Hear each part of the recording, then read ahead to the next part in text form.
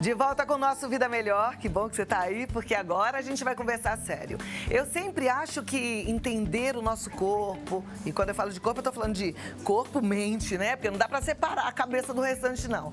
É importante. Quando a gente conhece o funcionamento do nosso corpo, do nosso organismo, a gente toma melhores decisões. Então, por isso, a gente sempre tem profissionais incríveis aqui. E hoje não é diferente. Hoje eu tenho um neuropsicólogo que vai nos ajudar a entender como é que a gente faz a transformação dos sentimentos negativos em sentimentos positivos. Isso é importante. Ele que é neuropsicólogo, consultor em gestão de estresse com certificação em resiliência por Harvard, está aqui com a gente e vai nos ajudar mais uma vez. Armando Ribeiro, olá, seja bem-vindo. É sempre um grande prazer. Eu fico muito feliz quando você vem, eu fico feliz que sempre traz novidades pra gente, né? Pois bem.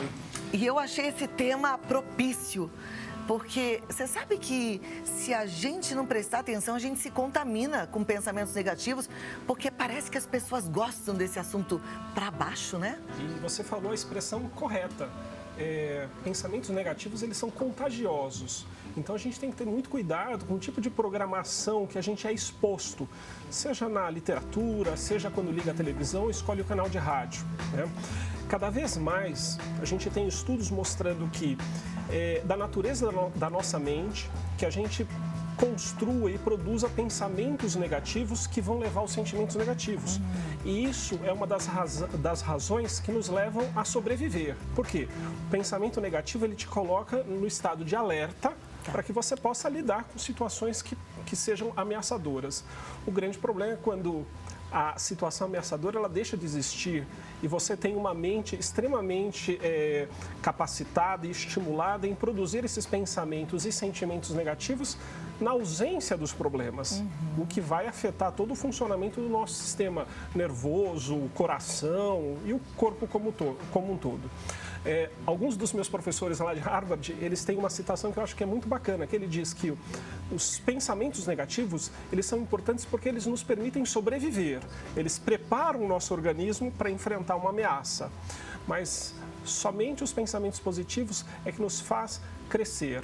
Então, o pensamento positivo, ele precisa de ser estimulado, como o sentimento positivo também, porque é uma forma da gente poder desconstruir aqueles neurohormônios do estresse e permitir que o nosso corpo e a nossa vida social, elas possam evoluir para o crescimento, para o florescimento humano. Muitas vezes as pessoas de casa pensam assim, nossa, mas será que eu tenho muito pensamento negativo? E já foi feito algumas estimativas de quantos pensamentos temos ao longo de um dia. Então não existe um número único, né? É uma pesquisa bastante difícil de se fazer, mas se estima que um ser humano, um ser adulto, normal, ele tenha por volta de 20 a 70 mil pensamentos por dia. 20 a 70 mil? Pensamentos por dia. As pesquisas, elas têm aí uma discordância, né? Pelo fato de é muito difícil mensurar, mas desses 20 a 70 mil pensamentos, 85% deles podem ser negativos ou automáticos. Por quê? Porque é da nossa natureza prever situações ameaçadoras.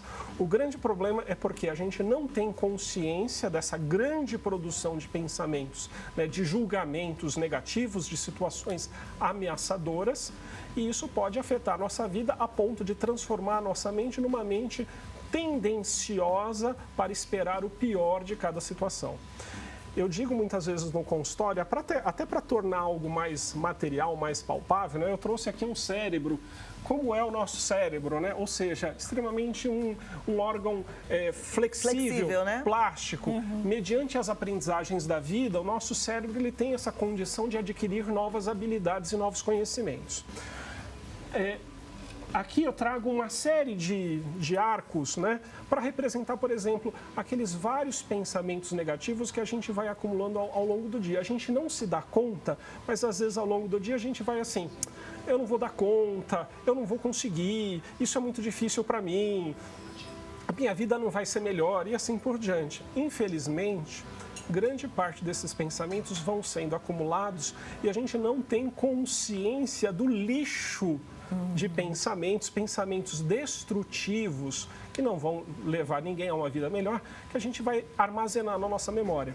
O que acontece? Esses pensamentos destrutivos, eles vão sendo produzidos ao longo dos dias, ao longo de uma vida muitas vezes, e de repente quando a gente fala do estresse, eu sou um pesquisador do estresse, a gente fala assim, nossa, mas foi uma gota d'água. E como que essa gota d'água ela é responsável, né, às vezes por grandes problemas, por doenças graves, por situações de conflitos, né, entre relações sociais. É basicamente isso, a gota d'água. Quando a gente tem uma situação de estresse que é acumulada no dia a dia, então cada aro desse funciona como um pequeno pensamento que nós somos incapazes, por falta de treinamento, por falta da atenção plena, de você prestar atenção. Nossa, por que eu estou tão negativo? Por que eu estou tão com o pé atrás? Né? Por que a minha mente está muito uma mente de pré-julgamento? Muitas vezes a gente vê aquelas situações de você olhar para uma pessoa e você não vai com a cara daquela pessoa. A gente precisa de tirar do automático, fazer aquela respiração, tirar do automático e falar assim, mas o que nesta situação me fez ficar tenso, preocupado ou desgostoso? Ao invés de simplesmente você agir de forma automática para tudo. Porque, infelizmente, os pensamentos negativos, eles têm essa característica. Eles vão fortalecendo e construindo uma rede neurológica, uma rede neuronal, aonde você fica mais exposto às crises de ansiedade, podendo chegar ao pânico.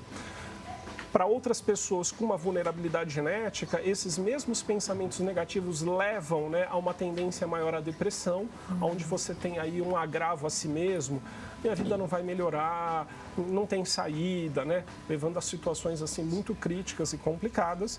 E, infelizmente, como a nossa mente, corpo, ela não consegue separar o que é imaginário do que é real, toda vez que a nossa mente ela produz pensamentos negativos, nosso corpo entende que a gente está sob perigo real e produz os hormônios do estresse, como adrenalina e cortisol.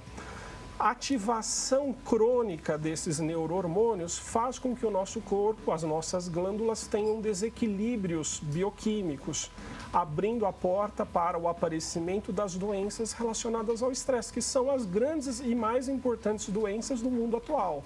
Então, embora a gente tenha sido muito eficaz em combater as antigas doenças infecto-contagiosas, né, através das campanhas de vacinação, da melhora da alimentação e da higiene, hoje a grande parte da sociedade sofre por doenças crônico-degenerativas, onde o estresse e o que está por trás do estresse, esse pensamento catastrófico, esse pensamento negativo, que leva sempre a um sentimento negativo. Se o pensamento negativo ele é automatizado, o sentimento negativo é o que vai te dar motivo, vai te dar movimento para que você construa comportamentos autodestrutivos, tá? Criando uma vida cada vez mais pesada, tensa. E muitas vezes você vai procurar ajuda no consultório médico e se trata o efeito e não a causa. Não a causa, né? Mas dá para mudar isso? Porque nem sempre a gente percebe que está tendo pensamentos negativos. Quando você falou aí da quantidade de pensamentos que a gente tem durante um dia, eu até percebi que tem vários pensamentos aqui na minha cabeça e que eu não percebo, né? Muitos que passam bem rápido e são mesmo muitos. Dá para mudar quando a gente tem muitos pensamentos negativos e tantas vezes a gente não percebe? Olha só, uma das maiores descobertas dos últimos anos na neurociência cognitiva é de que, através do treinamento da mente, então, existem formas de você treinar a mente e, infelizmente, a gente não aprende isso na escola. As nossas escolas ainda estão voltadas para o desempenho acadêmico, te ensinar a ser bom em matemática, em português, em ciências. Mas o que a gente está sabendo, né? Práticas de mindfulness, ou principalmente práticas de atenção plena, onde você volta a sua atenção para a respiração, volta a sua atenção para sensações corporais. Por exemplo, onde no meu corpo está desconfortável agora? Porque muitas vezes a pessoa ela já tem alguns sinais de desconforto, só que ela só vai se dar conta quando aquilo vira uma doença, ou vira um torcicolo, ou vira uma enxaqueca, ou vira uma cefaleia tensional. As práticas de atenção plena são práticas que vão te ensinar e vão fortalecer áreas do nosso cérebro capazes de tornar-se consciente de pensamentos, de sentimentos e de sensações fisiológicas, físicas. A partir desse treino mental, então, a gente não muda inicialmente. As práticas de treino mental não é para mudar, como apertar um botão. Acho que a gente vai começar a perceber, né? Adquirir consciência. Daqueles 70 mil pensamentos, você começar a tomar consciência de alguns dos pensamentos que são chave, pensamentos que são chave de histórias de vidas que nós carregamos todos, né, das nossas experiências boas e ruins, e que muitas vezes vão sendo replicados ao longo da vida.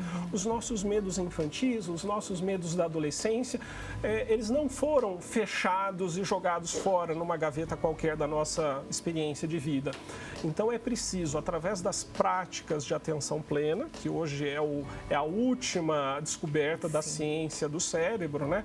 É uma forma de você retreinar a sua mente para primeiro ter consciência. E é impressionante, né? Porque a gente sempre fica querendo algo mirabolante, que vem assim, da ciência, uma descoberta mirabolante. E quando a gente fala de mindfulness ou de atenção plena, a gente pensa, mas é tão simples, né? Isso eu não preciso fazer porque isso é fácil de fazer, né? E aí não faz e adoece. O mais rico da experiência, né, dos estudos da mente humana é que muitas vezes a mente é complexa, mas para você lidar com a complexidade da mente, muitas vezes o caminho é um caminho fácil. A dificuldade é da adesão, é de que a gente realmente faça, tenha disciplina, força, né, de vontade. Muitas vezes a gente fala assim, a força de vontade, como a atenção, são músculos mentais. Músculos mentais que ainda as escolas elas treinam muito pouco. Portanto, por exemplo, a prática de atividade física para todas as idades, tanto individuais quanto coletivas, são maneiras de você, através do uso do corpo, treinar a sua força de vontade, para melhorar um arremesso, para melhorar uma postura numa prancha de surf e assim por diante. Então a gente vê que assim, o mindfulness não é só aquela postura sentada no momento da meditação, mas você pode ter momentos de atenção plena ao longo do seu dia a dia. Por exemplo, lá em Harvard é muito comum a gente ter uma lista de tarefas durante o nosso treinamento de como colocar mindfulness no aqui e agora. Por exemplo, mindfulness na minha postura. Estou conversando com você, mas eu posso ter um segundo onde eu volto para o meu corpo e percebo, eu estou confortável ou estou desconfortável? Antes de mudar, o mindfulness voltado à respiração, então não é aquela prática de 20 minutos de olhos fechados ou não, é simplesmente você prestar assim, eu estou respirando de forma confortável e necessária para o meu corpo. O mindfulness bebendo água, então muitas vezes o que a gente vê, né? Na água, nos refrigerantes, nas bebidas de forma geral, a pessoa está com sede, ela se entope de água, sem perceber que às vezes aquele sinal de sede foi sendo enviado pelo nosso cérebro ao longo de um certo tempo. A verdade, Amanda, é que a gente parece até hipnotizado, né? Quantas vezes eu saio de casa, chego na TV e falo, gente, eu cheguei e nem percebi o caminho, né? Porque a gente vem pensando em tantas outras coisas, né? E não para prestar atenção realmente no que a gente está fazendo. Existe um cartoon que é muito didático, eu uso isso nas minhas aulas aqui na Faculdade de Medicina da USP. Que é muito interessante, que mostra assim, um trabalhador no ambiente de trabalho pensando em como que ele gostaria de estar nas férias. O próximo quadrinho é assim, ele está nas férias pensando como ele estaria feliz se ele estivesse num shopping center. E aí no shopping center ele está pensando como seria divertido se ele estivesse de novo trabalhando, fazendo aquilo que ele gosta. Para mim é uma síntese do nosso momento de vida. Parece que existe, o que você chamou de hipnose, ela é muito rica essa expressão, porque estamos todos hipnotizados, vivendo vidas automatizadas, muitas vezes buscando coisas que não necessariamente fazem sentido e propósito para cada um de nós. Então, seja a prática de mindfulness, de atenção plena, sejam práticas como a velha e boa psicoterapia, onde você senta frente a frente e você se desnuda, você se abre e fala assim, olha, eu estou num ambiente de não julgamento, estou num ambiente que eu posso contar um pouco desse universo de pensamentos que passam pela minha mente e que alguém vai me ajudar a tomar contato com esse meu próprio universo, mas diferente do contato social, que é um contato talvez difícil porque gera julgamento, porque Com gera muitas vezes aquela expressão de isso é certo, isso é errado, isso é bom, isso é ruim. Eu acho que a partir do momento que a gente faz isso, abre uma possibilidade criativa muito maior, né? A gente vive melhor, a gente vive inteiro. Isso vale para qualquer pessoa. Eu estou pensando aqui na minha telespectadora que é dona de casa, mas aquela empresária que de repente está de férias. Tem gente que está assistindo ao programa no seu estabelecimento comercial, para as nossas artesãs, chefes de cozinha. Com a mente ocupada, a gente cria muito menos, não é verdade? Com a mente ocupada, a gente não está vivendo, a gente está principalmente de forma automatizada ou hipnotizada, reagindo às necessidades da vida. E o que hoje a gente sabe de mais importante, embora a medicina tenha avançado muito, a gente sabe que talvez o maior avanço do século XXI é que a gente use a tecnologia, mas sem perder a humanidade. E quando falamos de humanidade, hoje, né, muitas discussões na área médica sobre inteligência artificial, uso de robôs, de alta tecnologia. Existe o outro lado, que precisamos de profissionais da saúde, de médicos mais empáticos, de médicos que realmente comprem a nossa causa, sejam capazes de sentar à frente dos seus pacientes. Precisa de gente, né? Então, quanto mais tecnologia a gente desenvolve, mais... Isso é difícil de definir, mas mais de gente, mais de humanidade. Mais humanidade. Agora, então, só para resumir, porque o nosso tempo já está acabando mesmo, para a gente transformar os pensamentos negativos em coisas boas, é prestar atenção. Prestar atenção. Não tem uma chave. Talvez a grande sabedoria da simplicidade que vem uma mente atenta, é uma mente que tem um segundo para escolher em que direção ela vai tomar. Seja de um sentimento negativo e às vezes necessário, seja de um sentimento positivo e às vezes é o que faz sentido. Perfeito. Bom, né? De vez em quando a gente precisa de uma sacudida assim, presta atenção. O que você está fazendo, o que você está pensando. Eu sempre falo aqui, a gente não é o que a gente pensa, presta atenção que o pensamento é uma coisa que a gente pode cuidar, pode controlar, pode dominar. Eu amo te receber, volta rápido, tá bom? E a gente tem vários assuntos ainda para tratar. No Instagram é @ArmandoRNN. Segue lá o Armando, agradece o tempo dele aqui com a gente. Até a próxima, Armando. Obrigada. Sempre um ótimo prazer, final de semana. Obrigado. Até a próxima.